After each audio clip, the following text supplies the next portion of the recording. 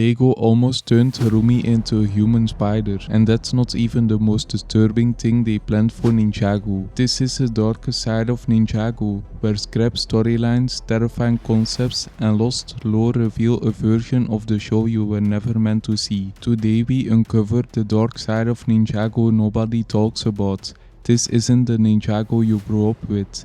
Let's dive in. Fenwick survived with only half his face. You thought Fenwick died when Nimbus attacked him? Lego originally planned for him to survive, but with half his face ripped off. During the chase in the splinter in the Blightsman's eye, Nimbus literally tears into him, leaving Fenwick horrifically scarred. And it gets even darker. That half-face survivor later returns as a Wishmaster, a twisted figure who bends destiny itself, granting wishes with horrifying consequences. This happened in a Ninjago novel that could be canon, so that means that Fenwick could have survived the attack in the show, but with only half his face. Yeah, this is the kind of nightmare we were never supposed to see in Ninjago. The Jade Blades are made from Anacondrai bones. The Jade Blades used in the Tournament of Element Orange's ancient weapons. They were carved from the bones of fallen serpentine warriors, specifically the honored dead of the Anacondrai tribe.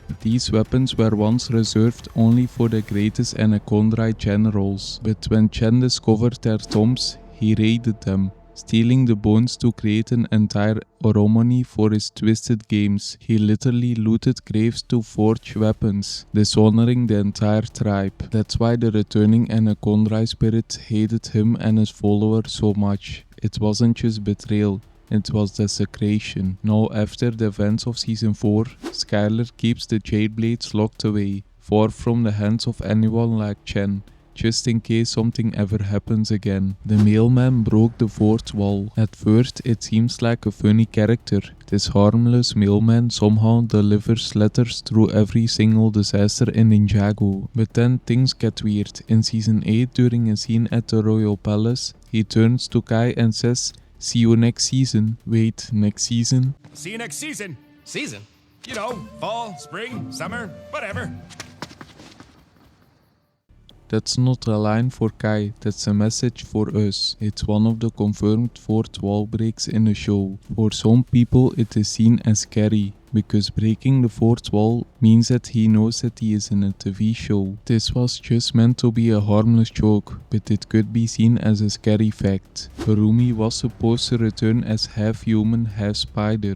In Ninjago Crystallized, Harumi's return was originally way darker than what we got. The early concept art showed her as a robotic spider design, a twisted reflection of her past injuries from Hunted, when she was crushed under a collapsing building. This creepy design was meant to show how she was being physically and emotionally rebuilt. Part human, part machine, fully unrecognizable. The machine limbs and wire would have made her look more like something out of a horror film than a Ninjago villain. The goal? To show her pain and her rage through her body itself. But ultimately, the creators scrapped this idea. They went with her normal human version of Harumi, keeping her recognizable but mysterious. Still, traces of that concept survived, like the crystal spiders that Harumi used to project a hologram and trap the ninja. Even though she didn't become a literal spider cyborg, her entire plan revolved around creepy robotic spiders crawling through Ninjago City. Thankfully, after the Overlord's defeat, all of them were destroyed. But just imagine if the original version made it on screen.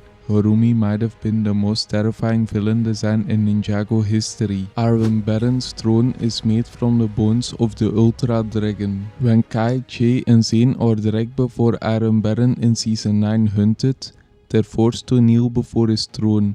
But there's something horrifying about it. The throne isn't just made of metal, it's made from dragon bones. And not just any dragon. As the trio stands there, Kai suddenly notices the bones, and something clicks. He realizes the truth. Iron Baron murdered dragons of the first realm, and then sat on its skeleton like a throne. Kai immediately says he already hates Iron Baron. His throne. I already hate him. Even before learning the dragon's identity, just based on the sick display of dominance. This single detail adds a whole new layer of darkness to the dragon hunters. They didn't just kill dragons, they built their empire out of their corpses. And Aaron Baron, he made a throne out of the ninja's dragon, the Ultra Dragon. This could easily be one of the darkest moments in Ninjago. Pythor is a cannibal, and he may have eaten his own mother. Yes, you heard that right. Pythor, the last surviving Anacondrai, is a confirmed cannibal. Wrapped in the serpentine tombs after the war with humans, Pythor was imprisoned alongside the rest of his tribe, cut off from the outside world for years with no food and no way out.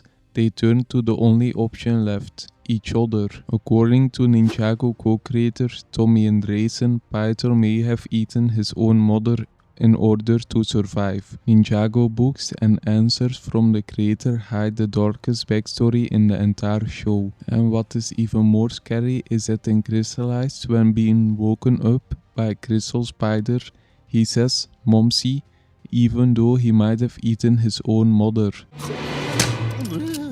Mumsy? This is one of the darkest moments in Ninjago, and Pythor didn't just outlive his tribe, he consumed them. Wu and Misako jumped off a building, and it was basically suicide. In the episode The Day Ninjago Stood Still, there's a moment that most fans barely remember, but it's one of the darkest in the entire series. They willingly leap from a massive tower window as a stone army closes in on them. And here's the twist. They didn't know they'd be saved. The Destiny's bounty is evacuating civilians. Misako drops her ancient scroll during the chaos and runs back into the building to receive them, but she got trapped and Master Wu rushes in to help. Now surrounded with the stone army marching closer, they make a choice to jump. They don't have wings, no safety net, no clear escape. They didn't see the ninja coming. They had no guarantee they'd survive. I'm glad we go together. Let's go.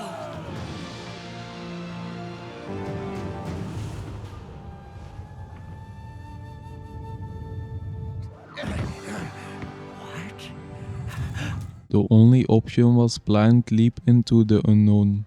Yes, they landed safely on the Destiny's bounty, thanks to perfect timing, but at that moment, that was a suicide jump. A desperate act made with full awareness they might not live. It's a quiet moment, but it shows how far Wu and Misako are willing to go when the fate of Ninjago is on the line. Lloyd and Zane could watch everyone die. This is one of the most quietly tragic facts in all of Ninjago. Lloyd and Zane may outlive everyone, not just their fellow ninja, but everyone they ever loved. Let's break this down. Lloyd is a son of Garmadon and a grandson of the first Ninjutsu master, a being so ancient and powerful that his lifespan stretches beyond conception. While Lloyd isn't immortal, he inherited a long life, possibly centuries long. He can be killed, but he won't age like his friends, and as time goes on, they will die at some point. Lloyd could live thousands of years because of his Oni blood. Zane is an android. He doesn't age, he doesn't decay, and even after being destroyed, he rebuilt himself multiple times. Unless he can be repaired, Zane could theoretically live forever. They could see everyone die and can't do anything about it. And while Ninjago rarely addresses this could happen but likely won't happen on screen. Pixal was supposed to appear in pieces. This one almost slipped under the radar, but it might be one of the most unsettling unused IDs in Ninjago. Back in season 4, there was early concept art. Pixal was going to return, broken apart physically in pieces. Some early concepts claim that Pixal was originally meant to appear completely disassembled, with her robotic parts scattered or relatively functioning, possibly after being attacked or forcibly shut down. Imagine how haunting that would have been. Zane's closest companion reduced to disconnected limbs, wires and flickering eyes. Instead, the show put Pixel's memories and body on a computer. Then Zane takes Pixel's drive and put it in his processor, resurfacing as a voice inside his systems, functioning more as an AI than a physical robot. It's still tragic, but less graphic. There's no confirmation why this was changed, but it is likely the creators toned it down for the younger audience, because showing her literally torn apart might have crossed the line. Even without the visuals, the idea that Pixal's consciousness was uploaded while her physical body may have been scrapped or lost adds a hidden layer of horror to her story. She didn't just vanish. She was disassembled and then she was trapped inside the system. Season 6 almost showed the ninjas' lifeless bodies after the Djinn Blade stole their souls. One of the creepiest and most intense plots in Ninjago Skybound was Nadaken's dark plan to trap the ninja in the most terrifying way possible. Nadaken, the powerful Djinn, didn't just want to defeat the ninja. He wanted to steal their souls. He captured their souls and trapped them inside his sword. The original plan was to leave behind only their lifeless physical bodies. Imagine being alive inside a prison you can't escape, while your body just stands there empty and still. His plan was to marry Nia and get unlimited wishing powers. He trapped the ninja souls to get more wishing powers to rebuild Ninjago. The ninja were pawns in his plan, meant to be trapped forever, but in a heroic twist, Jade saved everyone by letting him stroke in the Djinn Blade. The ninja returned, but imagine if the ninja's dead body stayed behind.